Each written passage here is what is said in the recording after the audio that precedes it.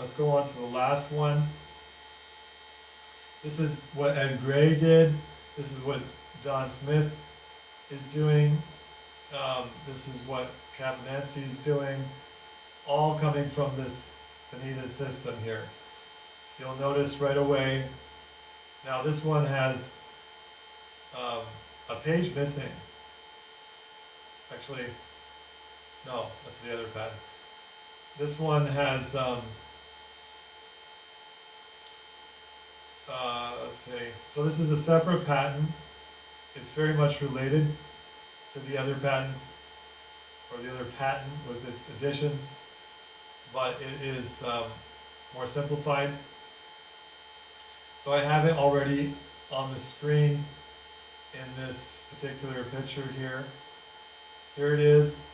Again, this is supposed to be a full bridge, but I just didn't finish making up the diagram, so don't look at that as a funny thing.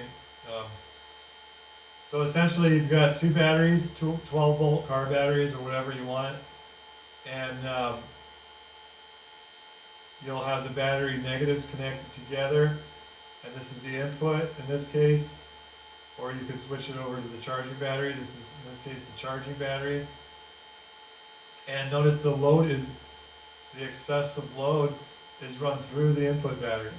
It's not, you'd expect it really to be on this side, but he is running both this induction coil and the load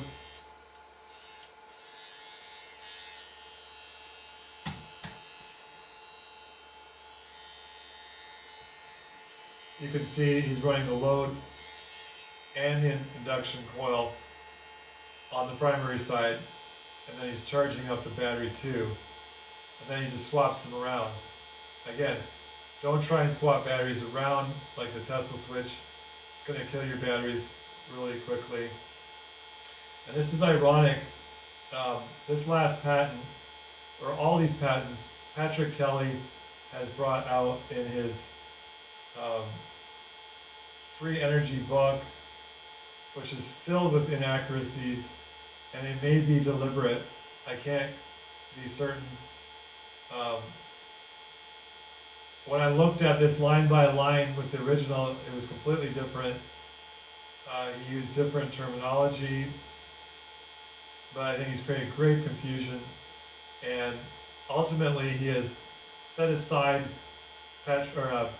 Bonita's system as useless because he's saying the batteries are going to die with each cycle. And so very quickly in 500 hours he assumes the batteries will be useless because he goes by conventional thinking, which says if you cycle a battery it will become useless. Now this is not using this technology. With constant current, yeah, if you cycle a battery it will lose its capabilities and die by sulfation and whatever. With Renaissance Charge, with my company, we sell chargers that with cycling we gain in capacity, and we can restore useless batteries 80% of the time. So Patrick Kelly's not aware of that. Either he's ignorant of this thing that he knows about us, he knows we've been doing this for years. Why he doesn't recognize that is a mystery to me. I'm quite upset about him dismissing Benitez after going to all this trouble and all this. This is what he includes in his book, a lot of pages. And in the end, he writes a few words saying, in the body of this is his comments in black. He says ridiculous statements as if Bonita's system would only work for a short time and it'd be useless. Now Benitez was using the Edison batteries, so for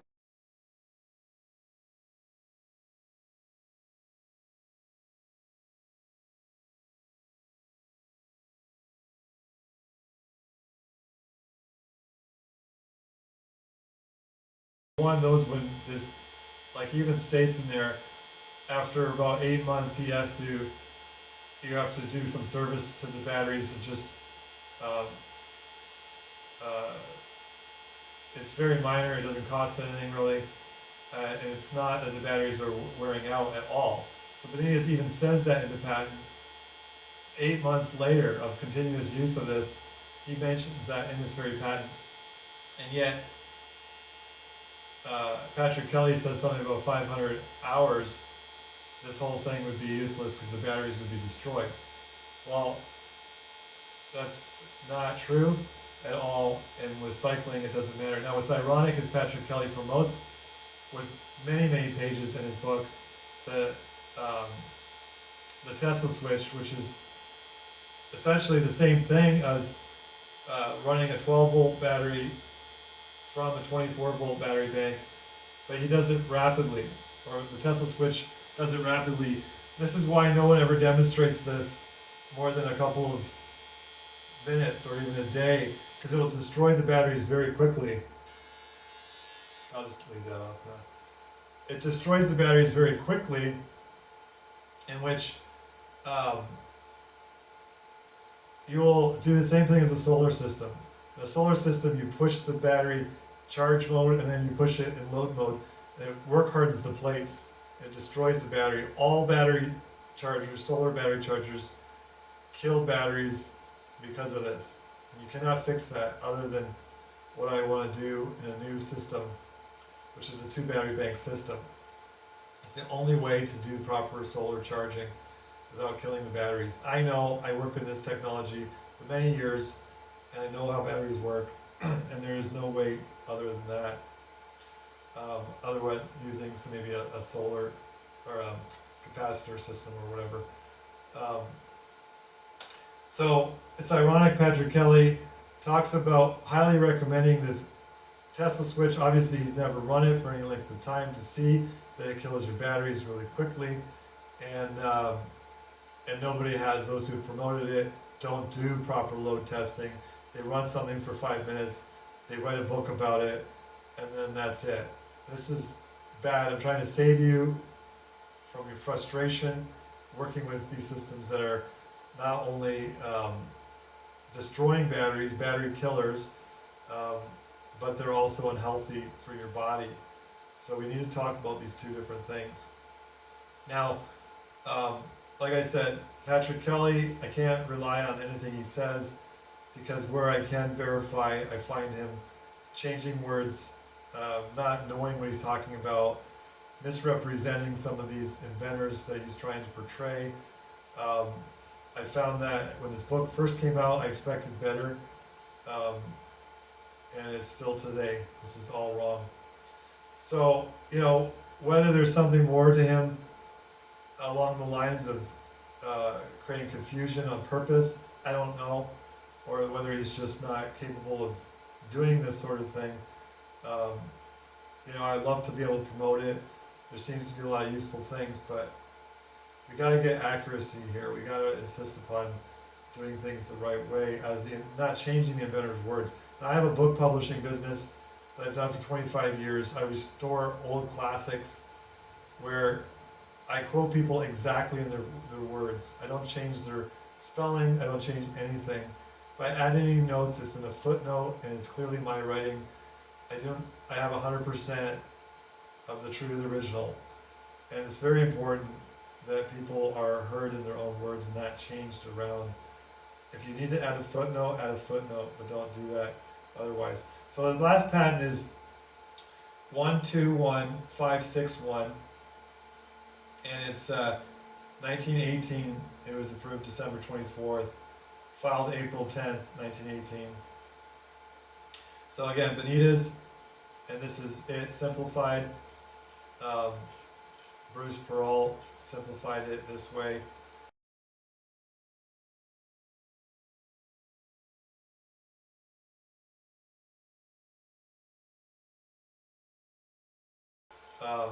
This again, you'll see it.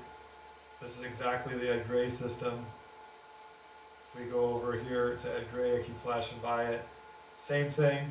You'll see here. We'll go over that in a minute. Now, I didn't finish going through this whole thing. Ran out of time. But I just want to draw your attention to show you the similarities, that this is where this idea came from. They came from Bonita's, and ultimately through Cook as well. So again, April 10th, he made this patent. It's an improvement. Again, he calls it a new process for generation of electrical energy.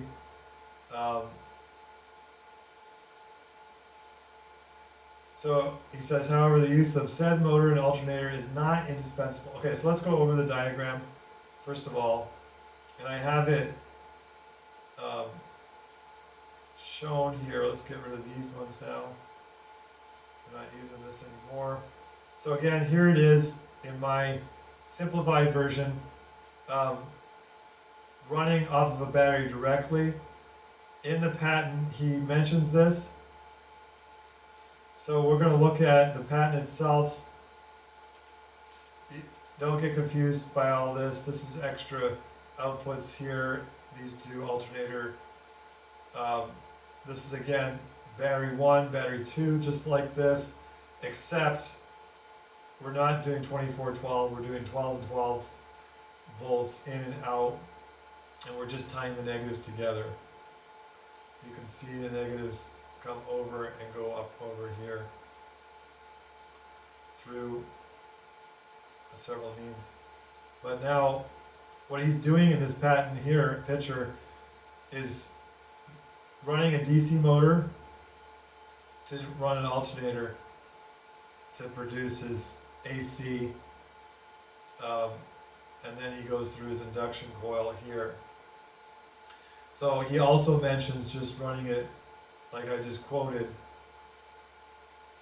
The use of said motor and alternator is not at all indispensable in this process, and the same results could be attained if the primary 44 or 45 of the transformer joined to an ordinary interrupter. There you have it. So again, let's look at the circuit diagram by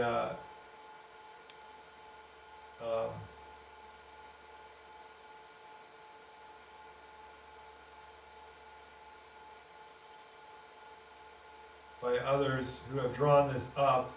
This one's still showing the DC motor and the alternator, and then there's another diagram I have here where you see people try and draw this up. This one's quite involved to understand. It's a little too difficult to get into.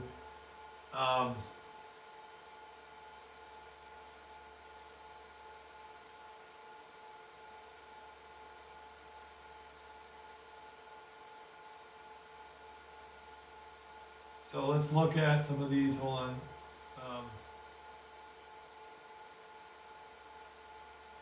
See, this one, for example, is showing you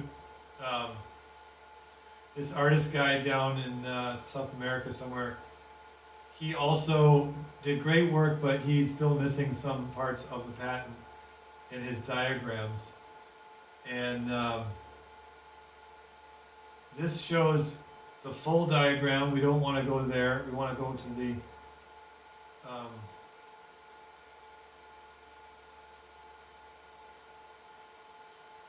so you can see some of these guys too. They draw these things up and they miss the fact that it's an induction coil.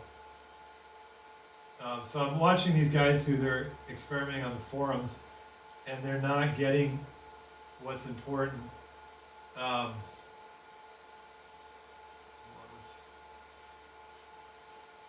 Morgan, I'm not sure what that one's about. So, let's go with this again. People are missing again that if you do it this way,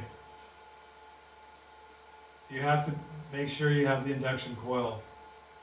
Ordinary interrupter, be directly connected to the discharging battery. So that's exactly what we're doing here.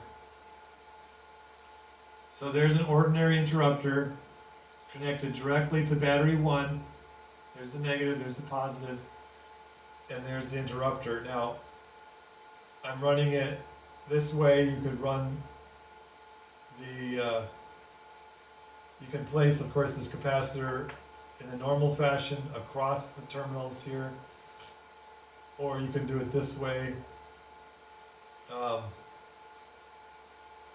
doesn't matter as much because we're not doing the full system here.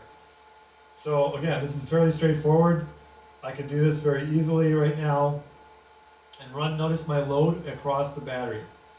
So notice the secondary part. He talks about this part just needs to be a spark gap. It doesn't need to have this magnetic quenching here. That adds greater efficiency, but don't be stumbled by that. You can still do this. And then what he has it going to is another condenser in series with the bridge rectifier. So these are considered like the AC terminals of the bridge rectifier. And this is the DC, so negative, positive. But notice here, this is a rheostat, and this is adjustable, and you can connect terminals 13 to 52 on the other side of the rheostat. He qualifies that in this. I want to mention that. This is the Ed Gray system. So again, let's look at this. Either way, even Ed Gray has both methods in his patent. Either directly from the battery, so you even see the two batteries, and you even see them rotating. He's got the whole rotation system here, both negatives tied together. And why is it nobody ever talks about this? I don't know.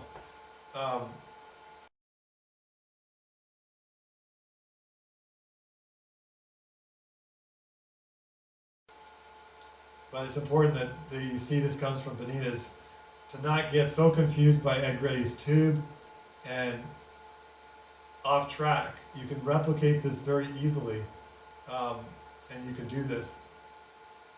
So anyway, you can see that two battery bank system, one charging, one loading, and he's got Ed Gray's system. His patent system is just the same thing. He's even got these batteries in the same configuration here, except it would appear that you're either using one battery or the other battery instead of the Bonita's patent, which has one battery is running it, the other one's charging, and then he just simply rotates between the two of them. So in this case,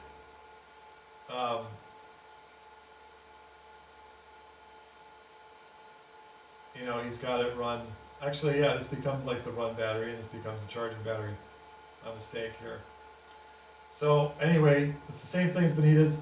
So notice again, you can run directly this battery through an inverter, and then run the whole system, which is the way people have drawn up the diagram. Trying to make this a little bit simpler to look at. Or you can run straight AC, in which you're driving this to be the 5,000 volts. Now, Bonita's system was lower voltage because I think he recognizes the danger of the really high voltage, high frequency systems biologically, whereas this Ed Gray system is much higher. And I want to talk about that in a minute here. So again, you can see it can be run either way. You go into a spark gap. This is a very elaborate spark gap. So is Bonita's, not as elaborate as this. And with Gray's, he runs 3 into the motor, in which he has 3 sets of capacitors and diode banks, in which he has 3 sets of tubes, and he has his interrupter right here actually, which is then just switching between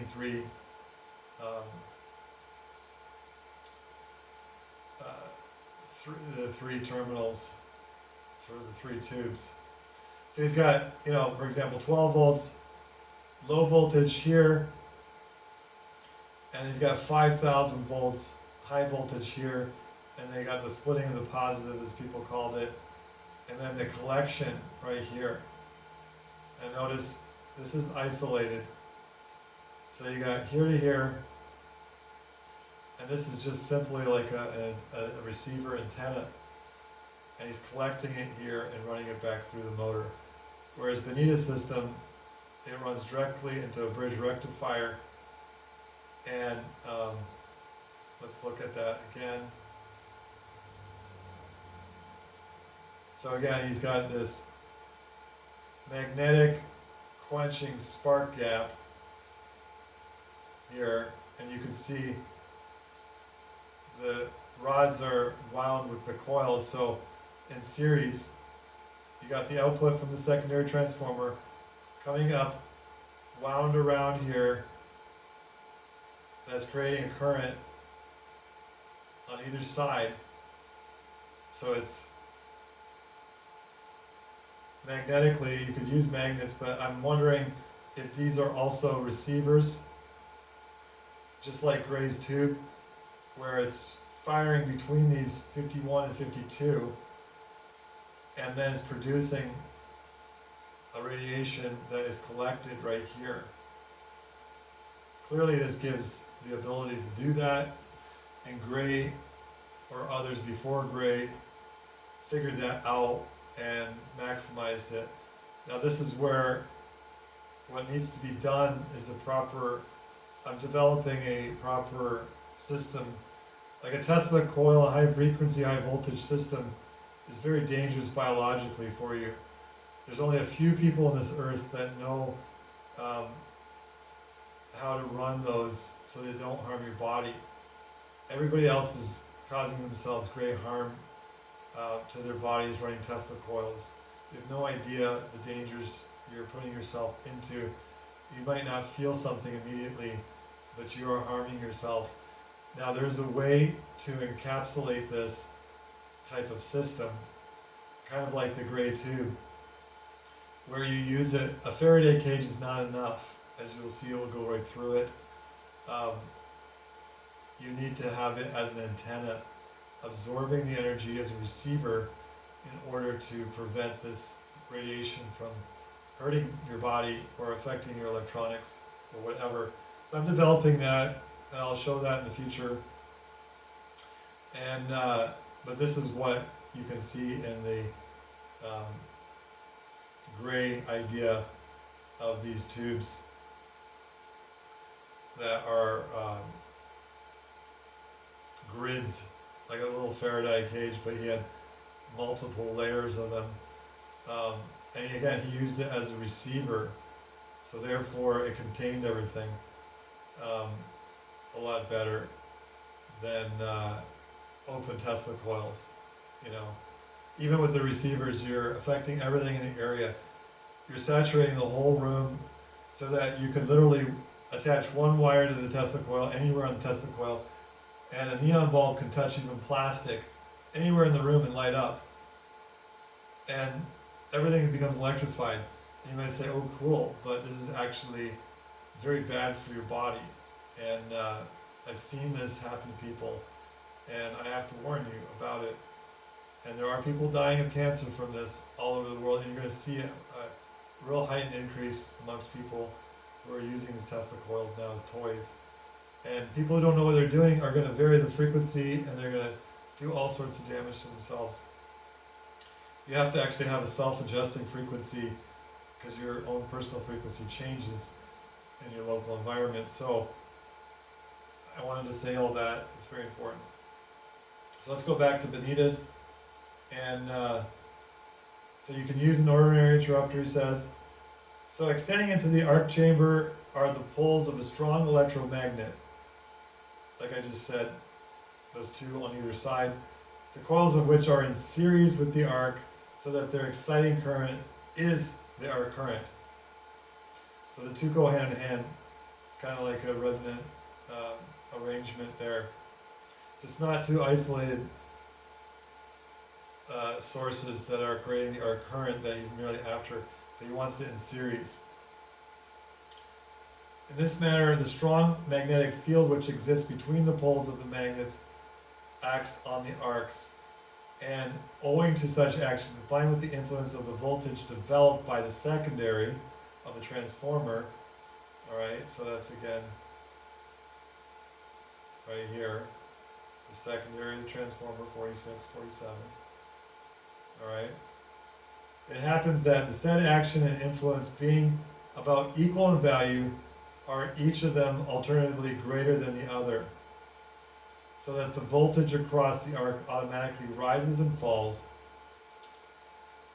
So there's ultimately an increase in gain, charging. This is his final system that he gave us. Seems to be the most powerful thing.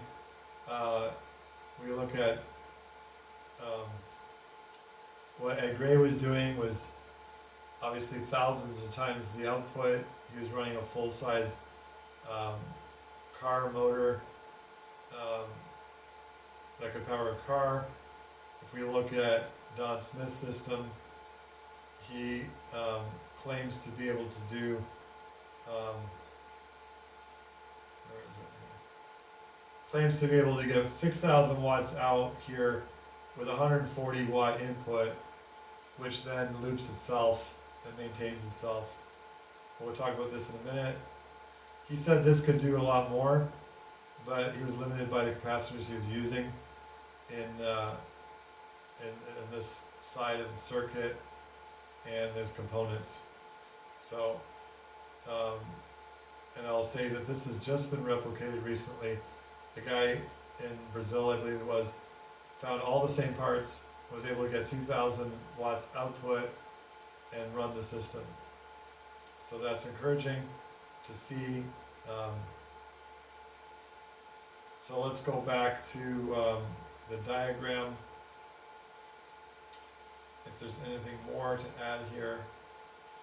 So in this last patent though, what's really interesting is this is a 15-page patent. And what's really nice here is that he's got all the measurements. So he actually gives you, he says it's about 1,500 watt output continuous, 1,591 watts output. And he calculates the losses of the batteries discharging across each other and everything. He gives you the whole formula, and you know, all the math that's necessary here. Very interesting. He's talking about a 40 amp hour battery, or he's showing right in here where the amplification of through the inductor coil is amplifying the output. What's very significant in here, which is, I've got it highlighted here somewhere, is what he says in that, oh, first of all, well, I'm going to hold this thought and come back to it. First of all, I want to say, talks about the type of, the Polson type of radio system.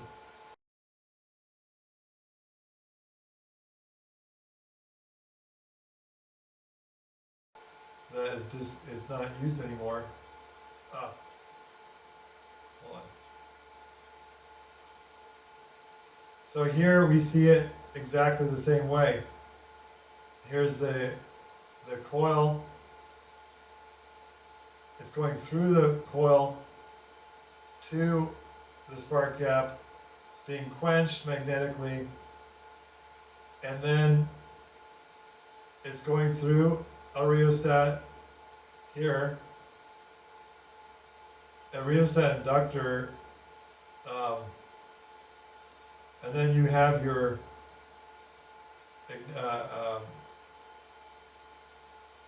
inductor coil again with its make and break contacts. So you have the whole system right in there. It's just Bonita's realized you can get a gain out of it. Here's an antenna system, grounded system.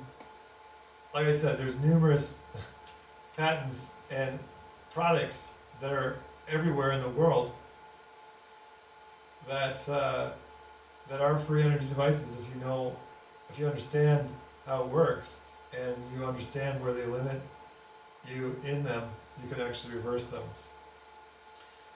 So what I wanted to mention before I jumped into this particular is that he says in here,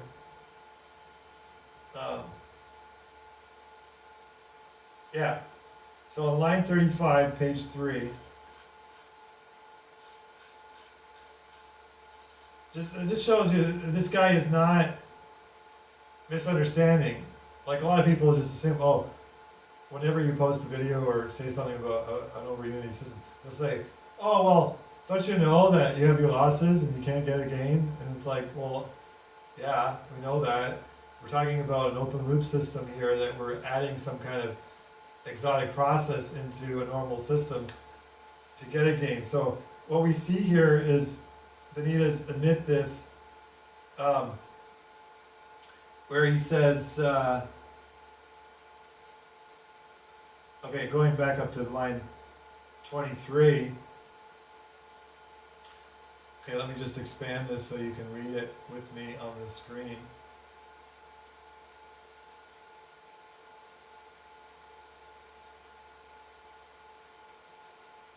So, obviously people, come on. Obviously, if such electric power, hold on, instead of being stored by said condenser, has been simply rectified. Okay, so let's look at the condenser to see what we're talking about so you can follow me. Alright, so this condenser here, or no, sorry, this condenser here, if this was just charged up and dumped across this bridge into this battery, or even just directly into the battery, we're talking about 0.2 microfarads. What is that going to do? I mean, obviously it's stepped up, but what's it going to do to this battery? 0.2 microfarads. It's like, I mean, this is a 10 microfarad right here. That's nothing.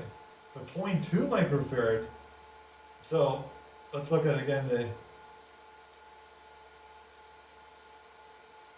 patent diagram. So this particular, if we were just to dump this across this bridge, across this battery, what would we get? What does he say here? He says, obviously, if such electric power and hold on, let me move the, it's too big.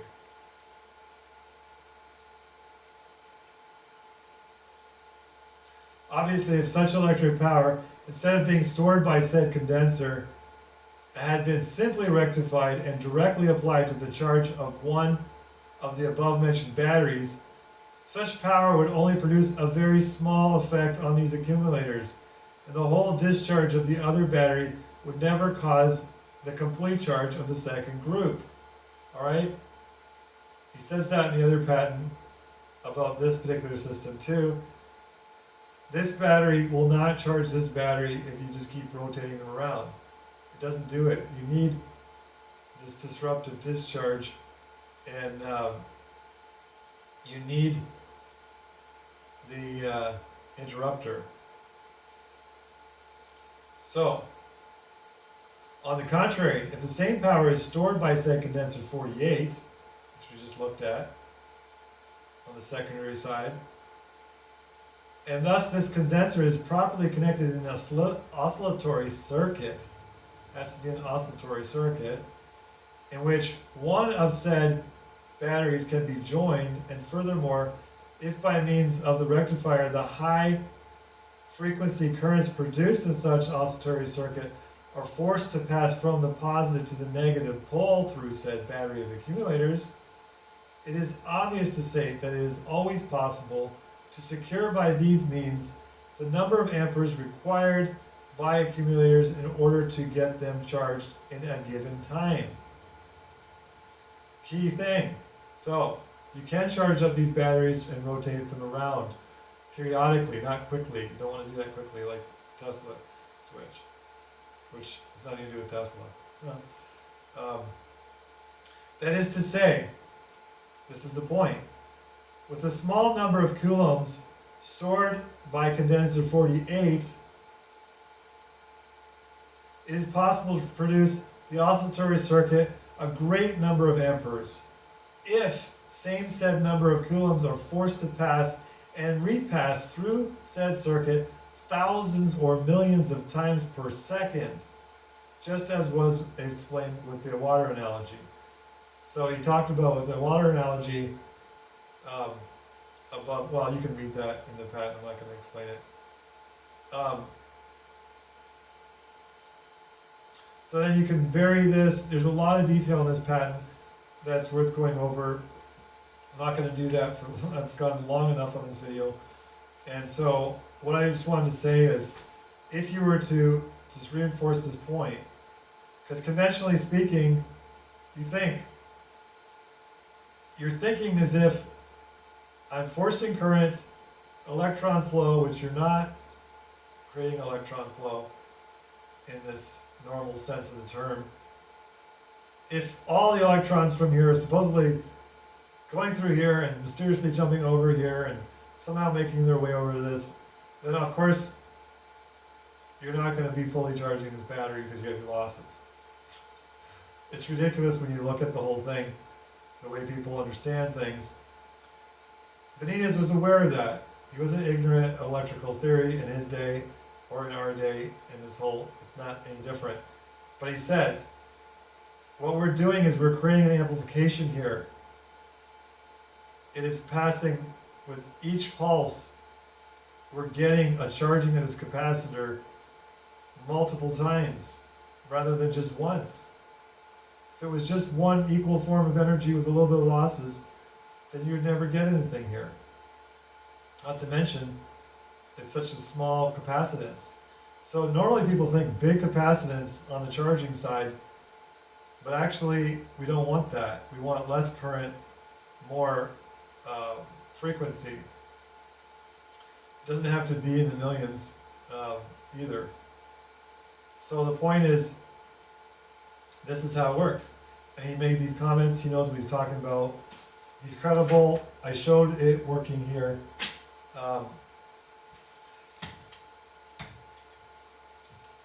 You can see the batteries basically come back. This one gets a little bit more charge. This one basically stays where it's at, comes back to its place. I watched it over a couple of days. What happens when it happens over an hour? What happens over a couple of minutes? Watching the difference. This one's a mixture of positive and negative energy, because what you have here is the current flow through the system from one battery to the other, but you also have the pulsing, which is the negative energy, also charging the battery and adding to the system through the capacitor too.